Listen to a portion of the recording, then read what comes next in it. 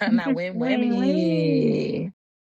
Y'all, so welcome back to another episode of Who Woke the Yes, ma'am. Savage. It's your girl, Miss Willem Woke, aka Day from Around the Way, kicking it with the homie as Lady A always. Savage. And yes, friend, it is spring is in full bloom and it's starting to feel good. Like I'm so enjoying this new warm weather and I hope it I hope it sticks. stays here, but the rain did kick the other day, so I hope it still stays because it be shifting. Look, I'm not ain't nothing wrong with a little drizzle as long as it don't snow no more. I'm just ready for it to be consistently hot because I'm trying to be outside. Like you know that little meme everybody got posted. It's like Hey, summer's come calling. with It's calling. It's calling we me. outside. It's hollering at me hard. I ain't gonna lie.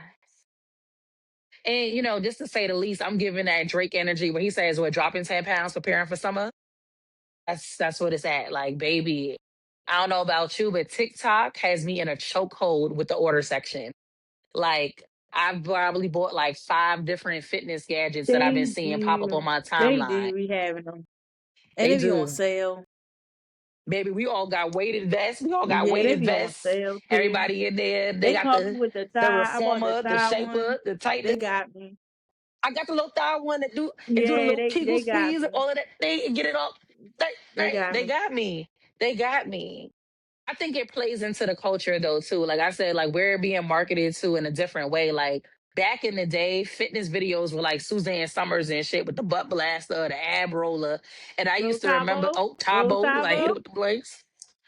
And do you remember like black people used to have like unlimited like random fitness supplies in their Yes, house too? Like the you had stepper, that like your mom and daddy had them tapes, they the had the weight. stepper, there was all types of pull down and I was like, oh, I would never be that person. Like I just love, gym membership and all of that stuff. That's the best way that I get my physical fitness in. And then I became such a home gym connoisseur. Mm-hmm. I'm over here on weekends watching my little fitness videos on YouTube, getting it in. Like I feel like I don't know if it's the age that kicks in when you need something different in Maybe, your routine. Taking hitting them line dance maybe. classes. I'm telling you, like I'm cha-chaing with the left and cha-chaing with the right just to keep the pounds No, for off. real. Look, Little line ain't hurt nobody. That be my thing for real. Like a good little line dance at home. I go in my basement where ain't nobody watch me, can't nobody see me. And I get it in. I don't play. Anybody, Miss Woman will know. I don't play about the line dance. I get it in. If a new line dance come out, I'll be ready to try to learn that thing. and I think like it's popular to the culture. Like every season, there's like a wave that people go through where you see a big fitness incentive. And I don't know if you remember this during the Super Bowl. This was like a big, like controversial thing that happened. Mike Tyson got up there and did this whole little advertisement where he was calling his sister all types of fudgy, pudgy, budgy, or I must did whatever. not see And that. he was just like, up, yes, it was a crazy video where it was his advertisement for a GLP-1, right? So he was basically saying that why people should take these weight loss drugs. And he was like, yeah, like, my sister was all types of fudgy and pudgy and all types of stuff. And he was like, I was a little fudgy too. And I was like, oh, Mike Tyson. And this aired, you got to think during the Super Bowl, like in front of the world, where you have millions of folks watching in this country. And it was his way of basically forcing a narrative like people should be less thick, Meanwhile, here I less. am The sitting with a thick shirt on. whole thing is like, first of all, during the Super Bowl, who didn't have, if not a chicken wing or a Let shrimp me tell you, cocktail, plopped in their mouth while watching this game? If I didn't have tortilla, I had literally son, chip and dip on cracker, and I was like, during the really, Mike? Super Bowl, Really, Mike? everybody know all the good food We come doing out. fudgy and pudgy right now while All I'm the good eating food come chips. out during the Super Bowl. You sitting up there licking your fingers during the Super Bowl, like all the good Super Bowl food come out. So let's be for real. You know what I'm saying? I was somewhere like pass me another cheese slice where this commercial was aired. But it just speaks to like the tone of the culture. You see people like him, Charles Barkley, you see like Serena Williams and everything, and they're advertising a lot of this new medication, Oprah Winfrey, and it's changing the foundation of how That's true. people look. Like I saw something crazy even with Lizzo, right? Lizzo released some statement about how she decided that she didn't want to lose her virginity until she won a Grammy. Now there was a lot of people who was calling cap on that. Yeah, there's a lot of people who was like they was calling cap on that situation. They wasn't buying it. But for me, it was the comment section. Sometimes I You gotta go got straight to the comment sometimes section. you You have ever to watch run something and to it don't even be about the and jump video? to the It's comment just the section. comment section. The comment section is where the You have to camaraderie is. you It's have where to the stumble jokes and are. fall into the comment section sometimes. It's a lot of truth telling in the comment section, right? So inside of the comment section, the disrespect kicked in when you had so many men casting Mhm. their opinions about why they felt like Lizzo's statement was accurate or inaccurate. They were like, oh, well, you like 600 pounds. Of course, she was waiting for somebody to sit up there and come roll up on her. And then you had a lot of women like, baby, they'll take it down if it's 600 rounds. They don't care either way. And it was just interesting to see like how no matter what phase she was at, when she was plus size, she was villainized for one thing. Then she lost weight, she's still being villainized in other parts of Okay. the community. And I was like, there's no happiness that I feel like people find at either side of the spectrum or any part of the journey. Like if you're somebody who is plus size, if you're somebody who's too skinny, somebody who's too muscular, especially for women, there's no ideal pocket that people want you to fall in. So many girls are taking out those like enhanced body parts. They getting rid of the Yeah. butts, It just getting depends rid of on the who you're around boobs. and who you're dealing with. Like everybody has a different image or a different thing that's works for them. So like you say, you might be around somebody with skinny works, but you too skinny. Why ain't you eat? Why ain't you do this? Oh, look, you missed the meal. Then you have some people where like you could lose, like you said, let's say you was 5, like you said how she was 600 pounds. You lose weight, but you still consider a little thick. You still consider being still in the thick realm. Cause you ain't you lost weight, but you still ain't skinny though. Like Lizzo is still considered to be thick because she lost weight, but she's still thick. She not skinny. So it just all depends the people you around. I think our country adheres to what they feel is like Eurocentric Mhm. beauty standards, but not necessarily healthy. Are we encouraging people to be in good health, right? And that's just not in terms of how their body looks, but how their mind also Mhm. functions too. Like those two things have to go hand in hand for people to live an overall like a good life, right? So I feel like the country pushes one image of what it's supposed to look like, and there's a show that depicts this very thing that I'm talking about. Ryan Murphy came out with a show on FX called Beauty, I did not watch that. and Beauty was basically it's so good. It's so good. If you haven't, I'm not gonna give y'all everything because I I don't thought want to about like watching it give too though. many spoilers or whatever. But the show is fire. The show is fire because it really speaks to the culture right now. And basically, it's like saying beauty is a drug, right? And the way that he depicts beauty is like people are taking this specific drug to make them more externally beautiful. And what happens is when they start to have sex with other people, they like transfer the beauty to them in the form of an STD.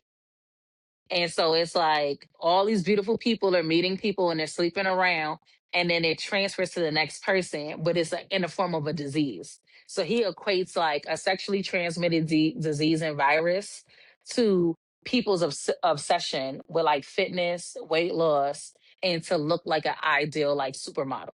And it's a really, really like unique concept for a show. I feel like Ryan Murphy, he got one of those brains that's like it's a little sick and twisted, but the concept was very real. It's like a parody of what's happening in the real world right now, right? Like people are starting to trivialize certain things to an even higher extent. And we grew up with 90s beauty. We were, you know what I'm Yeah, saying? If you remember being in the it hits 90s different. back in the day, I remember my mother, right? My mother did nothing more than a light red lip, Honestly, you know what I'm saying? And kept her hair let me tell you tight. She something. didn't do, my mother was never like a makeup girly or Depending on you anything. barely had to do a red lip. All you need was a little lip gloss.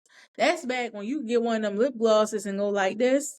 As long as your hair was done, you had your little earrings on, whatever, everything else, it was just a natural beauty look. And I think that now people are starting to lean back into that space.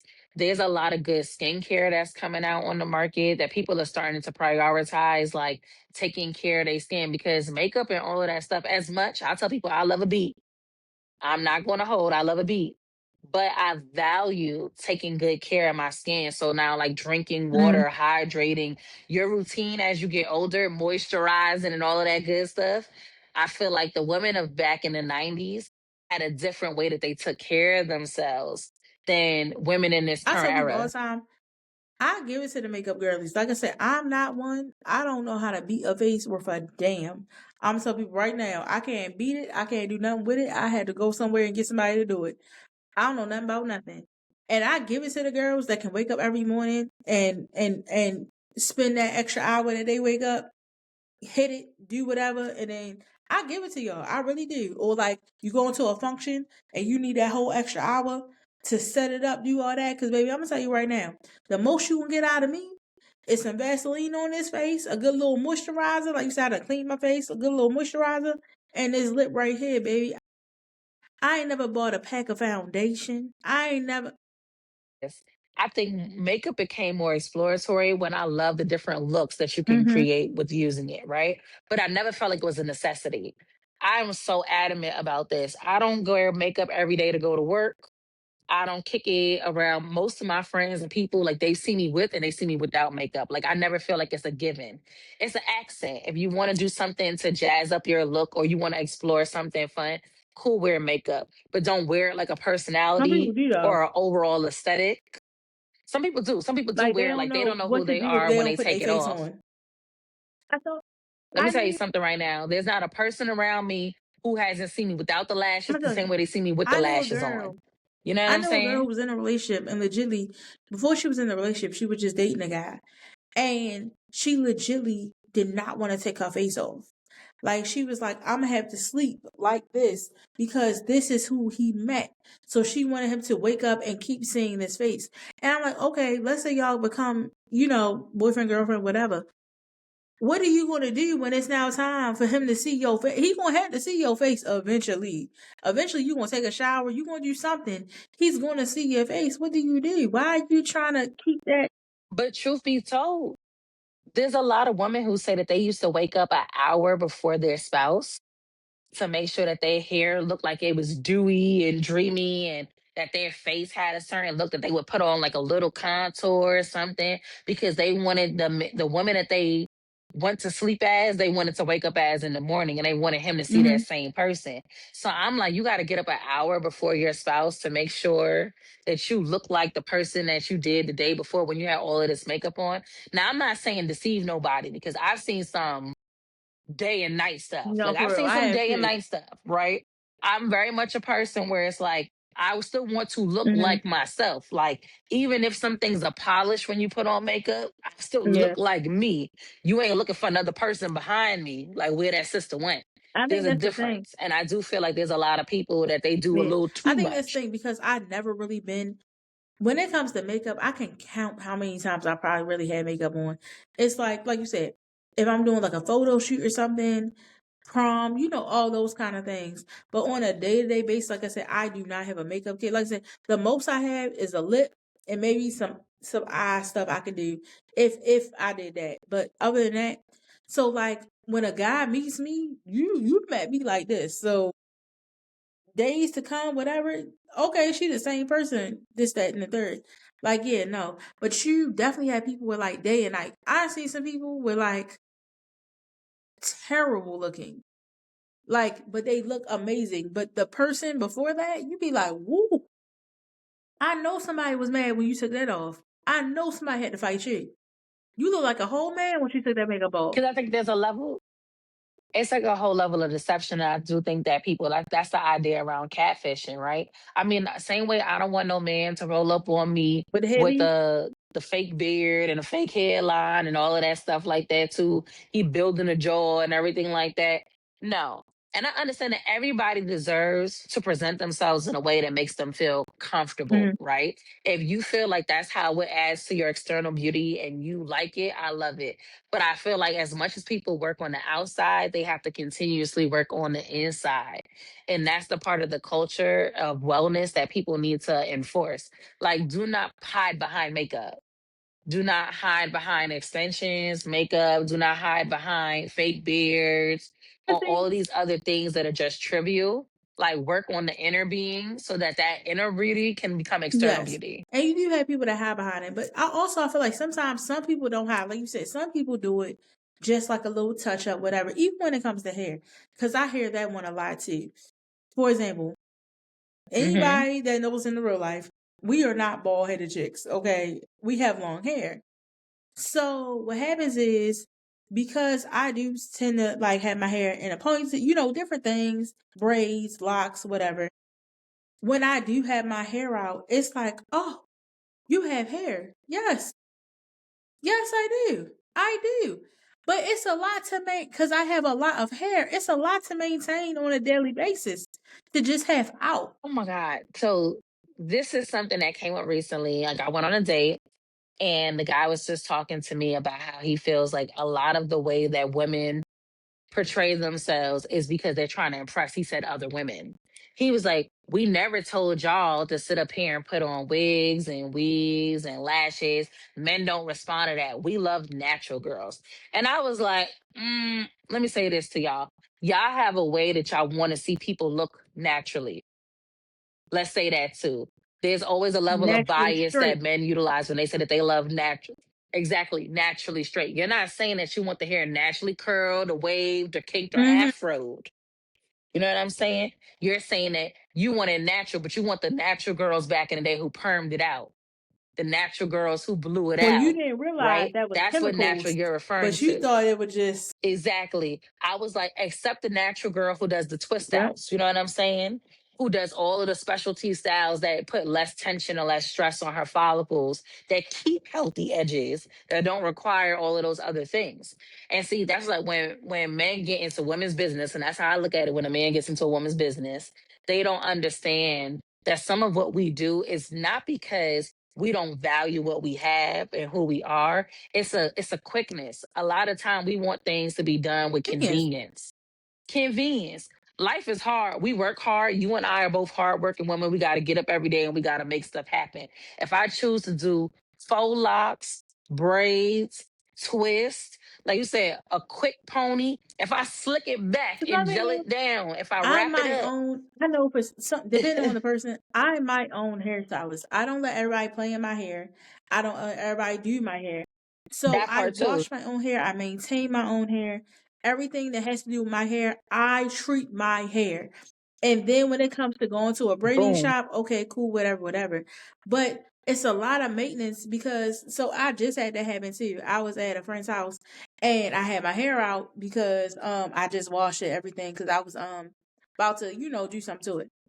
And they were like, "Oh, Ash, you have hair. Like, you're not bald headed." I was like, "Excuse me?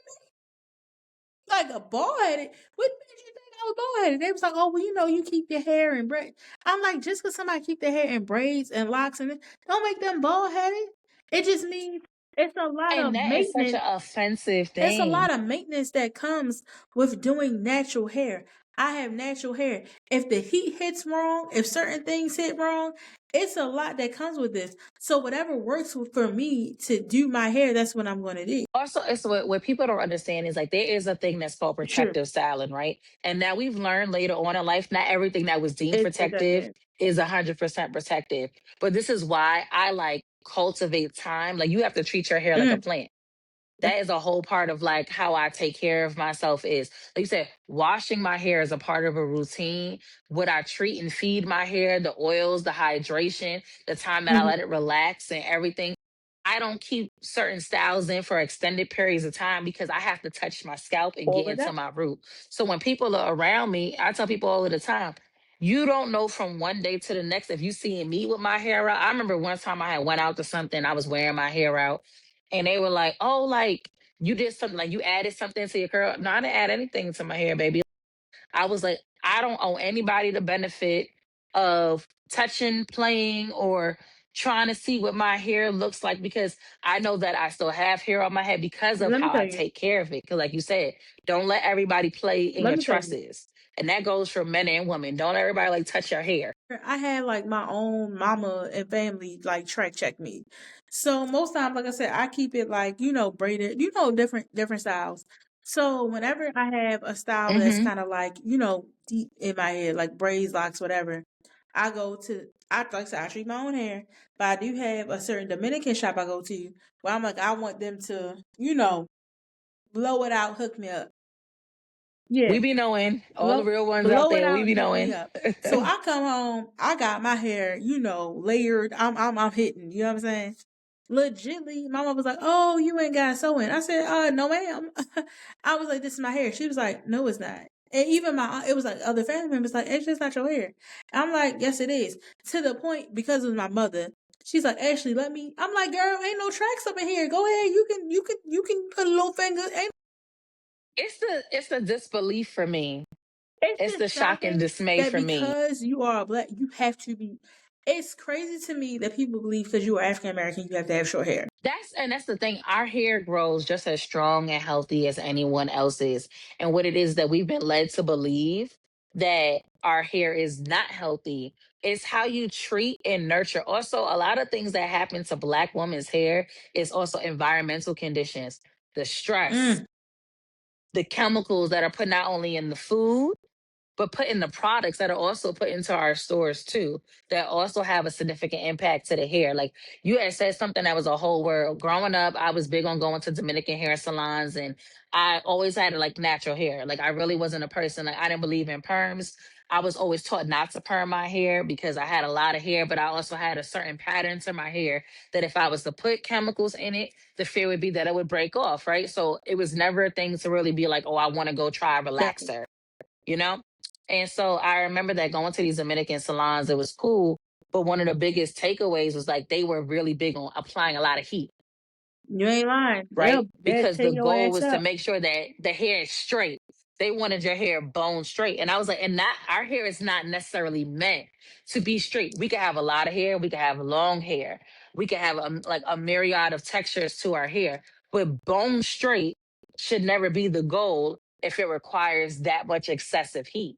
And that became a thing. Like the hair was always like long and lengthy, but then I started dealing with heat damage. And I remember what that looked like when I was younger. So at this point, as I've gotten older, my goal is like I may blow my hair out, but I do it on low heat. I don't put as much intensity to it because I want to maintain retention to length, but I want to maintain the oil and health to my Okay. hair without needs for breakage and damage and everything that you got to go through. That's what a lot of people don't realize. We do things to our hair sometimes to achieve a certain look that does not always equate to the healthiest thing because society teaches us that straighter hair and length go hand in hand. And that's what it's supposed to That's look fact. like. So let me ask you this though. What is one healthy habit you wish your family helped you build growing up? You know what? I'm gonna say one or two things, and this is gonna be hard hitting because I know sometimes I got some family that be out here, watching or whatever the case is, and so I'm gonna hit it with one. One was a financial thing, and I probably mentioned this before in the episode that we did. I used to get a lot of anxiety about coming into the house and opening mail because it was always encouraged for me. The first thing I did was to check your mail and open and look to see if you got a bill or Oh something that Lord. you got to Okay. pay. And I mean, honestly, that is like something that like stuck with me. And I feel like I wish that I prioritized settling into my house first, coming home, decompressing, taking off the stress before coming in from a stressful day. And then the first thing I do is open my mail to see if it's whether it's good or bad, but to check Hmm. something. And that's something that I feel like I grew up with as a concept and I've had to Mm. unlearn it. And the other thing is, and I love my family down because I am, like I said, homegrown type of sister, right? I love my family down, but this was a big thing. It was around food. It's around food. The reality is that comfort food in communities of color is always going to be a big thing, and people feel like they could feed a flu, they could feed a fever, they could feed sadness, they could feed grief, they could feed a lot of things when things aren't going quite right. And that is a new mindset that I've had to refrain from as I've gotten older. I appreciate when grandma would make me that nana pudding that set my soul ablaze when I was feeling sad, or her blueberry pancakes, all of that good jazz, right? But at the same time, I had to develop a healthier relationship around food and That's true. eating to detach from stress eating and other forms of emotional eating as it pertains to food. So when you grow, and you do better. That's true. I know for me, I feel like for one, therapy. I wish therapy. We always Yeah, here for the therapy. I Like wish we always here for therapy that. was something that was more spoke about, something that was, more common to do. I wish as a family, if they took those steps to do therapy, that maybe like later on as a generation they'd be like, hey, this helped me maybe you should try it. And we all know we I think we talked about this before in another episode. Where in the Black community, sometimes therapy is looked at like, oh, we not crazy, we don't need therapy, or we just talk it out, we just do this, that, and the third. And we grown now. We therapy ain't what it was imaged to be. Like, I don't know who made that image, but that's not that. So I feel like that was one thing where I wish like that was talked about more, to be like, hey, I took these steps and I'm seeing what's happening. Let's take these steps. Um, One other thing that I feel like when it comes to a healthy habit, and I feel like I talked about this before too, communication. I feel like I wish certain things wasn't as hidden. A more healthy habit of communicating as a family, as what had things that have happened, things that have happened in our family, things that can be talked about, so that you have the knowledge to know what is going on. You don't have to realize it later on, years from now, like, oh, this is what happened to me. You talked to me, we had that open communication, we had that dialogue to know, like, hey, this is what happened to you. So I feel comfortable to come to you about something that happened to me, because you expressed to me your life and what happened to you. And I think we talked about that before, I that think like, that's if I knew some of the things that happened to, people that happened to my family, maybe I would have felt more comfortable to discuss things that have happened to me because of open communication. when you say it comes like what comes first, the chicken or the egg, right? I think that a foundation for a lot of people of color needs to be therapy at Mm-hmm. this point to get to a healthier point of communication, right? I would love to say that the latter could happen before the former, that we can learn to establish ground when we can talk to each other, understand each other. But many people have such a breakdown in the way that they communicate their feelings that they have to go someplace to learn it first, right? To strategize. We say this all of the time, like therapy is just one form of a tool. It's not the only means of instruction that people can receive to like learn how to vet their emotions, but it is a really, really good tool to help you process your feelings and to just get some more insight and perspective, not only on how you think, but sometimes on how Other people other think. people may think as well, right? And I really do feel like I feel you on that 110%. Not only like professionally doing the work that I do has allowed me to grow as a person within practice, but going to therapy while also practicing and giving other people therapy Yes. goes hand in hand, right? Like I had to go through my own journey as a person to be a more informed practitioner. And I feel like just as a person, to be a more informed, conscious woman, right? Or a conscious man, you have to go through a journey. And a part of everybody's journey should be having to go to therapy at Hmm. least at some And point I in their mean, life to unpack old wounds. Like, you know what I'm mhm, saying? And deal with we some talk about this things. all the time. I feel like for us, because technically we be considered millennials, right? I feel like that Correct. we are more so the woke journey. And we talk about this where we are the breaking generational curse journey, where we're trying to move about things differently to try to figure out how can we not be what we were. We know what we experienced. If we can try to make you not go through that, that's what we're trying to do. And that's why I said, for me, I know that is a big thing. Like, and granted, therapy is one of those things where you have to make that step. You have to decide that's something for you. Until you're ready to make that step, that's when it will work for you. But even just in communication, I feel like sometimes we feel like we want to be headstrong. We want to hold on to things.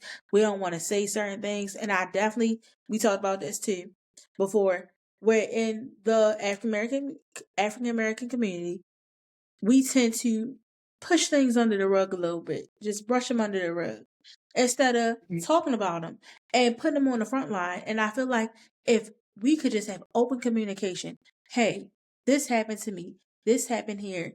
Don't do this. Don't be around Uncle Johnny. Don't do, you know what I'm saying?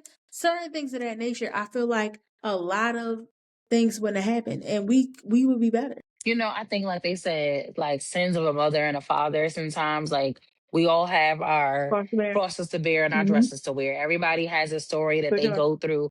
And it's not always easy telling one generation from the next, but it could be information that's very useful to help us grow as people. There are things that I wish that I knew like from back then, that somebody could have imparted that wisdom to me, but they didn't because they didn't know how to communicate those things. And I think that now that I'm older, I understand why. I have a lot of ways that I've rationalized why it's not easy for people to express their pain or to caution you out of their pain, right? Or how they treat you in regards to some of the pain that they've experienced. I do have some sense of awareness Here's around my that. thing though. But I think that this is the first generation, like you said, like just speaking to us Mhm. being millennials, this is the most educated generation of women that's out right now, the most financially stable, the women who have the least amount of children before the age 40. of 40, they're saying right now. Like, there's so much advancement that women have had to make. And I think therapy has But a lot to also, do with it. A lot of women are I like, think I it's a had to mix. learn to work through trauma I before think it's a getting mix here. of therapy and fear. Fear will make Mm, you change things. Fear will make you say, I don't want to be what I seen. I don't want to be what I mm, went through. I don't want to be the person. I was that child. I want to make a child that have to go through what I went through.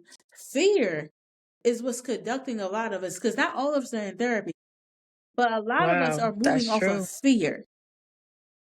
Because why would I want to put another little person through what I had to walk through? I do think that there's a level of selfishness that people expose their children to, and that could be a story for another Hmm. day. But I do feel like if you know that you are not a healed individual, to bring other That's people crazy. into that dynamic without doing the work is like chaos ensuing chaos, you know? Like, and I do feel like it's unfortunate, especially speaking and talking to young people the way that I do and listening to them repeating patterns of their family members or experiencing like direct trauma related to their family members because it's generations of generations who haven't had good communication, you know? So I agree with you there. I think that fear has been a saving grace in some perspective, but it's also like inhibited us from like exploring life from different lenses because we feel like we got to keep ourselves Remember, I safe told you, I was like, because we're not entitled to be that remember, I told you we relaxed. had this conversation before where I was like, if I knew some of the things that happened, so you made a point where you were like, oh, your parents may tell you XYZ, but I feel like sometimes one of those things where like, you tell me too late, or you tell me because we're having an argument, or whatever. So now you want to tell me something because you want Hmm. to prove a point. So you're like, oh, well, I had this happen, so I don't want to hear what you have to say. That's not how it should come out. It's one of those things where, like, if I knew the No, story of my family members, if I knew the story of my mother, my father, if I knew the true story of certain people, maybe I would have felt comfortable to come to you and disclose some things that had happened to me. You get what I'm saying? So it's like that's why I'm saying the communication, I feel like I wish we could really work on even past therapy. Therapy, like, don't get me wrong, Black people, we need therapy. But I do feel like, Jesus yeah, and but therapy I do exist feel in the like same even place. if that wasn't a thing, I feel like I wish the communication be stronger to feel like we could discuss these things before it goes this far. I could tell you this is what happened. But that was my point, that so many people, you would Hmm. hope, right, that communication is the starting foundation, but it isn't, because so many people operated in pain and silence because they were taught to, right? We spoke about this in episodes past when we talk about roots and branches. Stay in the child's place. You're not supposed to say Hmm. outside business, like home business stays inside of the home and it doesn't go outside of the home, right? We're supposed to be strong people. You're not supposed to be out here Hmm. crying and this, that, and the third. Don't let nobody feel like they got the upper hand on you. There were so many things that were rooted in the culture that at a time that we Yes. needed back then. Like back then, the type of strength that had to be exhibited was needed for And that's why I survival. said we are now Right in now, the healing we need culture. different tools for survival. Yeah, because we need different tools for survival. We have to heal in today's Yeah. society in effort for us to grow as True. people and to live healthier and better lives. But back then, the tools that were given to our It was mothers and different. grandmothers and great grandmothers were given to them because that's what they Yes. needed at a time in life to survive their circumstances. We had to break those Because chains, now, and we are breaking those chains, which makes it where we're a little at odds with the generations before us because we're like, why don't y'all get that y'all can break those barriers down and go about life in a different way to True. get the help that Because you need? now you can't be married and not have broke those chains. You can't sit up here with kids and not have broke those chains. It's a different it's a Hmm. different situation we're in now. That's why I said as millennials, we have tried to start that generational breaking where it's like we cannot have this happen. And moving forward, follow this accordingly because it's one of those things where like it's not the same. Back then it was survival mode. We took ourselves out of survival mode and said, "Hey, this is what we need. We're in healing mode now. We want to heal. We don't want to survive. We want to heal. We want to figure out what we have to do to sit up here and be a better person to ourselves, to our family, and to heal to move forward because it shouldn't have to be this hard. Life is not supposed to be this hard." No, I agree with you. And you know what? I think, like I said, there's a beautiful part about life that takes you through It does, phases of different, like you're gonna go through for different sure. experiences, right? And I think that you can't have good without bad, like you can't have happy No, without up without sad. down. You have Down. to have a combination of these things, right? But you have to have all these different resources to navigate those experiences. Knowing how to handle happiness in healthy ways is a good thing. Knowing how to handle sadness in healthy For ways sure. is a good thing. It's all of those maladaptive things that people do that can continue to make a situation worse. And I think that when we speak about healing and positivity and finding joy and going to therapy, we're talking about building an arsenal of tools that has aided our health and our wellness and our happiness, right? Even at times where things weren't easy, when conversations with other people weren't easy. Like, I'm gonna tell you something right now. I even being, like I said, working with clients and doing therapy, I could give them all the skills and all the tools in the world, things that I studied, grow to new, did the work and everything. But there were times I would still have those difficulties in my own Fact. personal relationships using some of those Mhm. tools. And by going to therapy and having this person call me out and have me put certain things into practice, it was transformative. It was transformative. And like I said, and I just started to, when I meet other women, I try to have those same transformative conversations. It doesn't mean like everybody has to be forced to doing things the way that you do things, but saying, you like you said, in your own time, there's going to get to a point in your life where you may be called into a different space where you need to have healing in different ways. So if this didn't work for you no more, then baby, try to find something else. You know what worked for me? These are the things that work for me. May not work for you, but I think you should try to find something that Oh, works for baby, you. I felt that. You almost took me to church. Look here. And Easter Sunday is coming up. Um, but but Won't I he do think it? I think it's time for the savage question. Savage Believe it, please. question. So I had somebody DM me about a savage question. Rondo asked, "Is therapy the new Hmm. flex or the new necessity?" I'm gonna say this, and this may not be received by all. Necessity, 110%. I'm not saying that you need to go from now for the rest of your life. I don't think that you got to start off in this world and the first thing people should do is enroll you in therapy.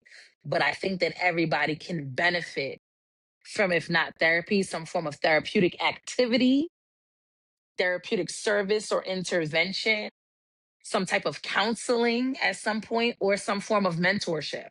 I think that everybody needs something to help them make it through this very difficult life that we're out here living. Okay. So my answer to that would be I feel like if you're using it as a flex, you should talk to your therapist about it. And like you said, y'all can fight me about it. If you are using it as a flex, you need to talk to your therapist about it because a flex is something like your ego is hitting on, and that's not therapy. Is for your healing. It's a necessity. We are at a point, like you said, it's a necessity. It's something where I am trying to better myself. I'm trying to do something for me. If you out here thinking it's a flex and you boosting body like, oh, I'm in that. We not doing it. Let me tell you, this is not the worst. And I hate when some people voice this and they go, I've done the work. Keep doing Keep it. doing it. I have this thing, right? When you say I've done the work, that may be true, right? I don't take anything away from anybody who said, like, I've taken the steps to access support and I went to therapy, right? But in that very statement, you say it is like it's something that is complete. Like it's done now. Like I completely don't need this anymore. You never know when you're going to need to speak to someone again or to have a realignment, right? So I always say this. It's not about, oh, I've done the work. It's I'm doing the work. I'm going to continue to do the work. And whatever that looks like for you is whatever it looks like. But people like therapy is just like in a way where people sometimes go every week or one time out of every other week or whatever, or once a month, whatever your maintenance therapy looks like, you're doing the work. Continue to do the work because we're going to consistently change and shift as people. So life is going to throw so many challenges. To say that I went in the past and that was what it was doesn't mean that you may never have to go again. So I always tell people keep themselves open. Don't say you did it. Say that you're continuously willing to do True, it. because healing is never an ending process. Now, my thing is this: if you went for a certain thing, then maybe you feel like that certain issue that I had is solved. But you can have other Correct. issues that need to be solved. But healing is always a continuous process because it's always going to be something that happens, something that's going to rub you the wrong way, a family member, a issue, something that you thought you was over. And I'm saying this because now I'm open, and honest to say I am now myself personally going through therapy, and I'm realizing things that I thought I was healed from you don't realize that you're healed from until you know what I'm saying, somebody tells you that you not you because we tell someone all the time before you seek help you think like, oh, I worked through that, I did what I need to do, I took my me time and I did this, I ate my crab leg, you know what I'm saying, all the things that we do, we tell ourselves we did that until somebody's like, you didn't heal from the way you thought you did. And we all have different issues or whatever. If you're healing from a certain thing and you feel like Hmm. you passed that one thing, I can understand you being like, okay, I went over that one hurdle. But it's so many other hurdles that's going to happen where, trust me, you're going to want to sit back on that couch. You're going to want to sit back and talk to somebody again because so many other things are going to happen throughout your life that you were not, Yep. Just speaking to that, it's like when we talk about being on a journey, it doesn't it have an does, end goal, right? Like when I tell people, when I say I'm on a mental health and wellness journey, when I'm on a healthy eating or a it's no physical finish line. fitness or a life journey or financial journey, there's no finish line to those things. A journey has a starting point, Never, that but it point. doesn't necessarily have to have a Yeah, it's stopping no end goal. point. You know what I'm saying? This is a lifelong mission that you're going to continue to build and shift and change. And the goal throughout the process is to That's continuously get fact. better. That's it. That's fact. But I think we hit them off with this one. We did. I hope we shared lots of real and blessings out here too. Like, you know what I'm saying? Our real ones, our royals. We hope y'all Mhm. felt this episode Yes, I tonight. hope y'all did. So we're gonna tell y'all, where to go tune in to go find us. Like as always, Miss Well and Woke, Lady A Savage. Hit us up on YouTube. Go follow the pages, Lady A Savage, Miss Well and Woke. Hit us up on Instagram to see all of the highlight reels and some exploratory conversation with us. Slide in the DMs. Come shout us out and watch us on TikTok. We want to hear from y'all. Leave a like, a comment, subscribe, do what you do. Wherever you get your listening pleasure, we're also here on Riverside FM. For sure. And like I told y'all before, any savage question you want to hear, like Rondo reached out, y'all can DM, reach out. We are here for y'all. We want to interact with y'all. We want to know what y'all want to hear, and we are here for y'all. And like my homegirl say all the time, we love y'all for free. For free. And we out.